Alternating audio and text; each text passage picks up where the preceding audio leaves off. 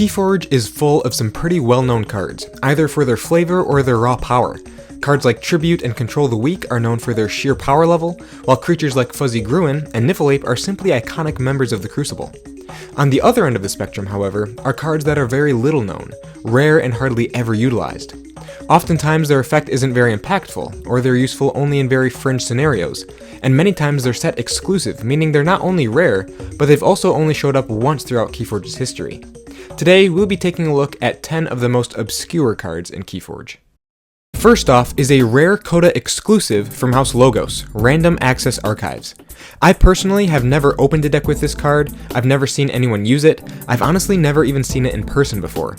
It lets you archive the top card of your deck when you play it. Compare that to its thoroughly better version, Eclectic Inquiry from Mass Mutation, at common and allowing you to archive the top 2 cards from the top of your deck. Next, we've got a couple of rares from House Mars, the first of which is Irradiated Ember. It reads play. If your opponent has 6 Ember or more, deal 3 damage to each enemy creature. This is another one that only showed up in Call of the Archons, and is interesting for punishing your opponent when they reach check with some decent one-sided damage. Unfortunately, its effect only goes off when your opponent is at check, and doesn't help at all with taking them off check, so hopefully you have access to something else in Mars that will do that for you. It could be an interesting reprint for Winds of Exchange, with token creatures in play.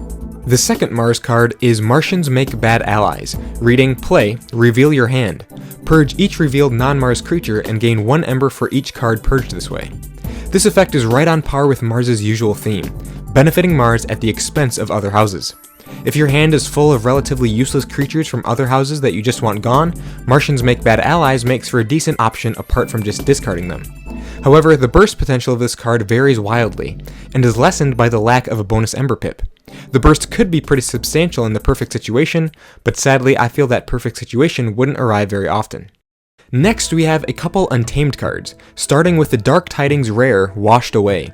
It's actually a powerful source of artifact control, reading, play, if the tide is high, destroy each artifact, otherwise raise the tide. Not only does it deal with artifacts, but it's also a Tide Raiser, which are important tools to have in Dark Tidings decks. Sadly, since it's a rare, it's hardly ever seen, but can be a powerful stopper against decks with notable artifacts like Quixelstone or Heart of the Forest. Also in Untamed is Briar Grubbling. It's a very bland, obscure 2-power creature with nothing but Hazardous 5. I don't know what the point of this creature is other than perhaps a place to capture Ember onto.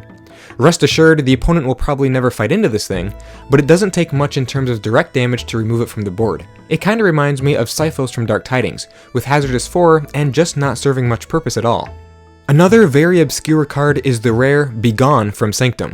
This is one of the first choice cards that ever appeared in the game, preceding the true choice cards of Dark Tidings, giving you the option of either destroying each disc creature or gaining 1 Ember. This is a classic, flavorful example of the ongoing battle between Sanctum and Dis. Begone's effect targets specifically disc creatures, meaning if there are no disc creatures to be destroyed, you'll probably want to choose the second option, meaning you're pretty much just playing an action card with an Ember pip and a blank text box.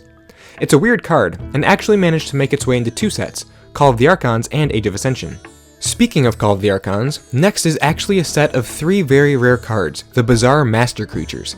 There's a Master of 1, Master of 2, and Master of 3, destroying a creature of 1, 2, or 3 power respectively when they reap. Depending on the creature that gets destroyed, their ability may or may not be very impactful, but getting to destroy something with a reap effect is not that bad. According to Archon Arcana, only 1 Master can appear in a deck, meaning you won't be finding any decks with both a Master of 1 and Master of 3, or any other combination.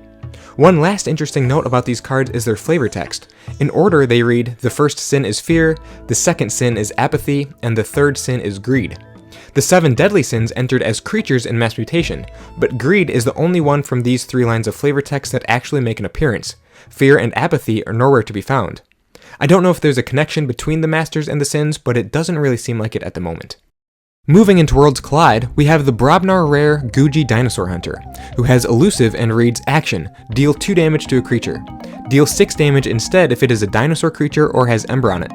It almost reminds me of Jackie Tar from Dark Tidings, able to deal more damage than usual when a certain condition is met. In Guji's case, that condition revolves around dinosaurs, found almost exclusively in House Saurian. The Saurians do a lot of exalting and capturing, explaining the other condition for Guji's potential output of 6 damage.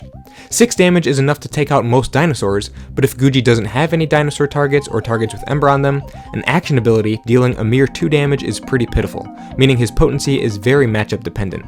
Also in Worlds Collide is Hunter or Hunted, a rare from House Shadows.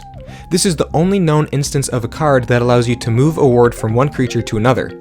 There are cards that let you ward creatures, and Hadron Collision allows you to remove a ward from a creature, but Hunter or Hunted is one of a kind in its ability of moving wards around on the board. This is also the only time when Shadows has ever been able to ward anything. Warding is a very Saurian and Starline's ability, so it's rather odd to see a Shadows card with that effect. It's useful to be sure, but feels a little out of place. The last card for today is a Saurian rare from Mass Mutation, Crystal Surge. It has a simple effect reading, play, exalt each mutant creature.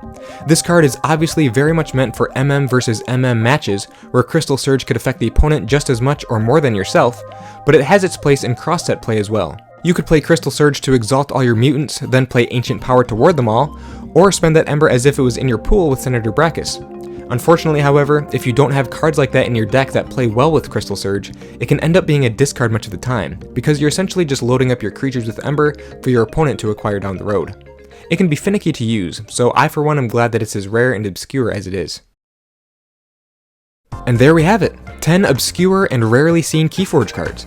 There are a number of other rare cards I could have included in this video that are probably just as obscure, but these are the ones I thought would be most interesting to talk about.